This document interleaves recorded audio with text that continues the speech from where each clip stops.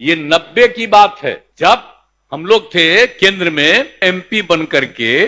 तो उस समय जो राष्ट्रपति महामहिम ज्ञानी जैल सिंह, जब वो हमको खबर दिए कि हम आके मिलना चाहते हैं, कह रही बापू इतने बड़े नेता है, हम कहला हम ही चले गए। जैसे ही हम आए ऑफिस से तुरंत हम उनके यहां चले गए।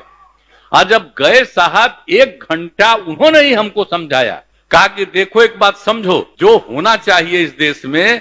जाति आधारित जनगणना होना चाहिए। तब उनकी बात सुन करके ही हमको समझ में आया कि इस पूरे देश में जाति आधारित जनगणना होना चाहिए। ये मेरा 1990 की बात है और उसी समय हम इस बात को समझे, और जब इस बात को समझे तो तुरंत हम अपने सब पार्टी के बड़े बड़े नेताओं से मिले, चले गए श्रद्धे मधु लिमय जी से, और उनको हम कहे, और उन्हीं के साथ बैठे हुए थे उस समय जो तत्कालीन वित्त मंत्री थे मधु दंडवते जी, सब बैठे हुए थे। हमने बताया कि उन्होंने हमको कहा, तो उन्होंने सुनने के बाद कहा कि नहीं ठीक है, जो तुम अब करो इसके बारे में तुम आगे बढ़वाओ, बात करो। और तब उस समय के माननीय